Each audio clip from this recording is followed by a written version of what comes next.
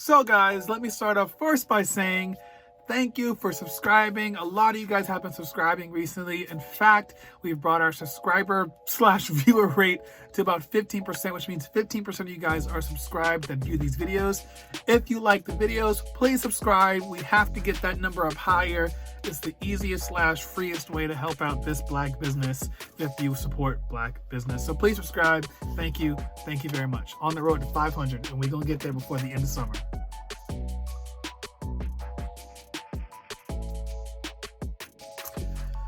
So, the biggest flexes in Black history, part 2. You guys loved part 1. It got 19 likes. It's my most liked video.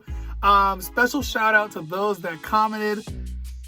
That would be Daho Florio. Appreciate you.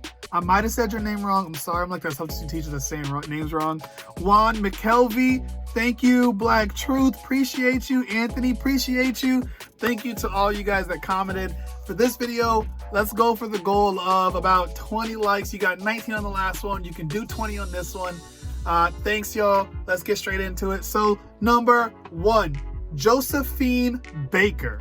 If you don't know who Josephine Baker is, she is said to have been like one of the most beautiful women in the world at the time. She's the person that really kind of ushered in a new era of singing and performing, because she would do it in some in scandalous wear, right?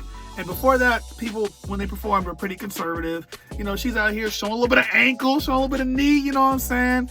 And there was literally, I'm not even joking, there was literally a duel fought on her behalf. Like 2 grown men with swords were fighting for Josephine Baker's respect.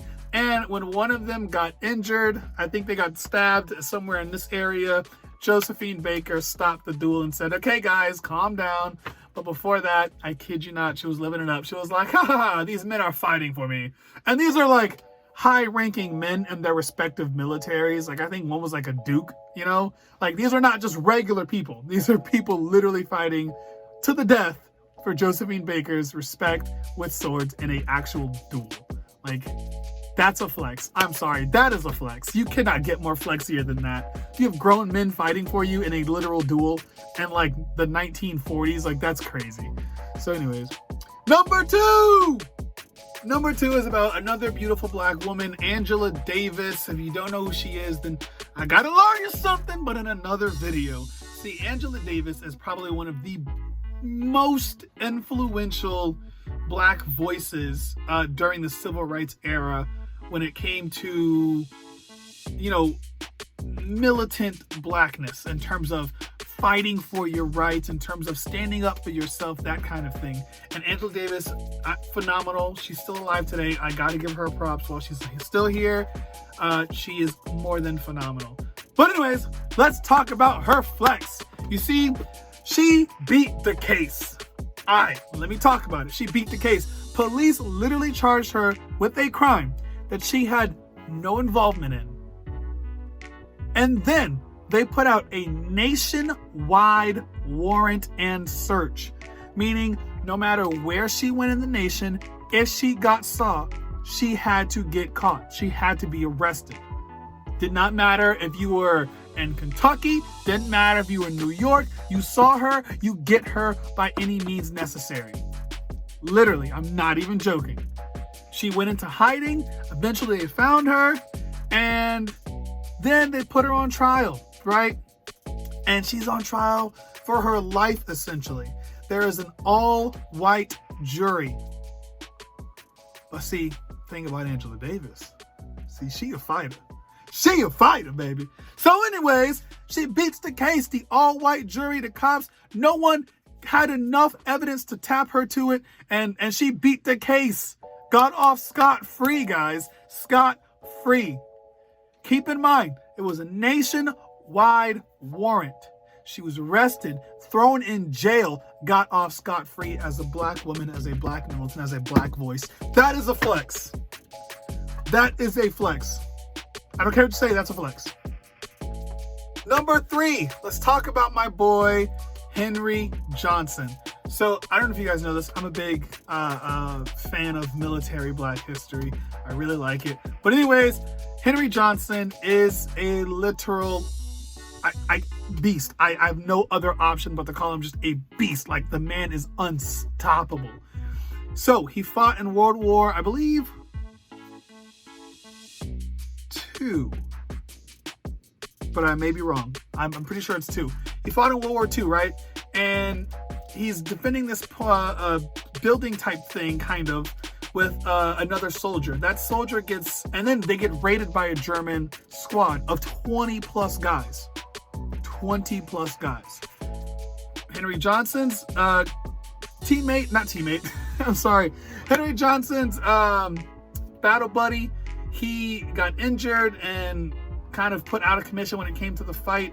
And as a German soldier was approaching his friend, Henry Johnson pulled out the strap, tagged him, got him. And then, I don't know what happened, but sometime in this fight, his gun jammed. And he's still got about 20 more German guys to fight. So what's he do? He grabs his knife and fights the 20 plus armed German soldiers by himself with a knife and his hands. His hands, people, his hands. But he goes on to fight and fend off all 20 plus Germans. I mean, like, literally had them running away, tail between their legs. In fact, the German soldiers literally nicknamed Henry Johnson the Black Death. Now, if that's not a flex, I don't know what is. But wait, there's more.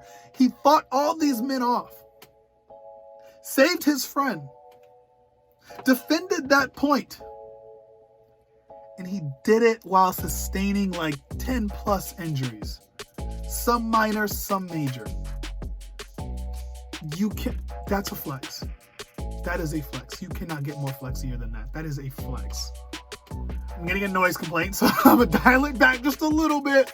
But anyways, my boy, Benjamin T Montgomery. So, first of all, I want to talk about who he is, but who he has correlation to, and that's where the flex comes in.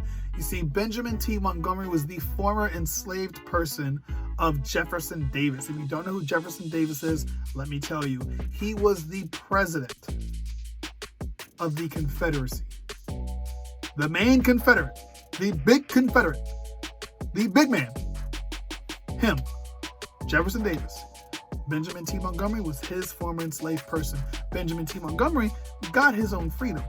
And then he ran up a check. I mean, he was getting money after money. Like, Benjamin T. was just getting money. I mean, entrepreneur times 10.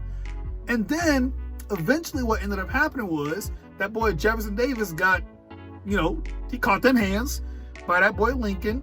And then basically was like, a shame guy, horrible dude, whatever. But here's where the flex comes in. All right. Jefferson Davis and his family, they're now outcasts. So they sell their property. Who buys the property? Benjamin T. Motherflippin' Montgomery. He buys the property of the president of the Confederacy. Keep in mind, he was also the former enslaved person to that president of the Confederacy. But he bought their property.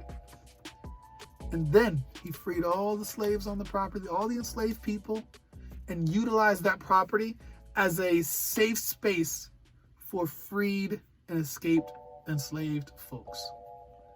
That's a flex. I'm sorry, that's a flex. I gotta give it to him. That is a flex. Number 6 goes out to the parents of Jackie Robinson, Miss, and I may be saying it wrong, Mrs. Maylie or Molly Robinson and Jerry Robinson. I mean, one, they birthed Jackie Robinson. That in and of itself is a flex. But did you know Jackie Robinson had a brother?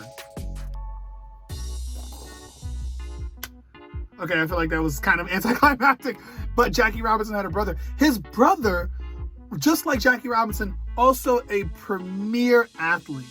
Went to the Olympics, placed second in terms of speed, only to one person, who was Jesse Owens, who at the time was the fastest man in the world. So maybe it's just me, but I think that warrants a flex. I mean, both your kids are crazy good athletes. That's a flex. Got some Serena Williams and Venus. Some Venus and Serena type genes going on. So, I mean, that's a flex to me. But anyways, number 7, the last flex. I think you guys will like it. I loved it. Here it is. So, number 7, Muhammad Ali. See, Muhammad Ali has like literally 20,000 flexes that you can probably pull from. And this one, I personally like just because me and my dad love both parties involved. So Kung Fu is kind of like a big thing in the Black community. You know, martial arts in general is just a big thing in the Black community. A bunch of Black kids, probably like me, grew up with their parents or their dad specifically, watching movies like The Last Dragon, Jet Li's Fearless, Ip Man 1, 2, 3, 4. I think Ip Man Z as well. I mean, like, literally, Kung Fu movies, martial art movies in general, are pretty big in Black community. And I think 90% of Black kids at one point did some kind of martial art. I was in karate. Matter of fact, if you got this far in the video, 1, thank you for watching. You are a real one.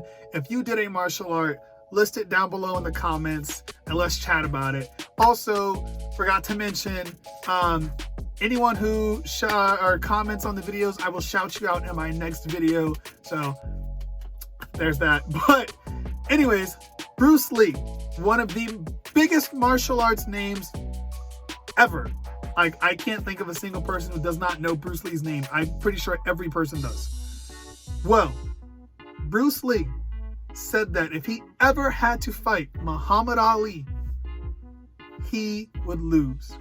Bruce Lee says he would lose really bad. He says that Muhammad Ali's hands alone would crush Bruce Lee. And Muhammad Ali didn't like say anything to like back it up, though I'm pretty sure, you know, he would. But the fact that Bruce Lee acknowledges Muhammad Ali would just dog walk him is a flex to me. So there we go. Anyways, that's the video, guys. Thank you for watching. If you comment down below, I'll shout you out in the next video. Remember, the goal for this video is 20 likes. You got 19 on the last one. We can do 20 on this one. Thank you guys for watching. Oh, and don't forget, we're at a 15% subscriber rate. Let's bring that up. Let's get that to at least 20. Thanks again. Thanks again. Thanks again.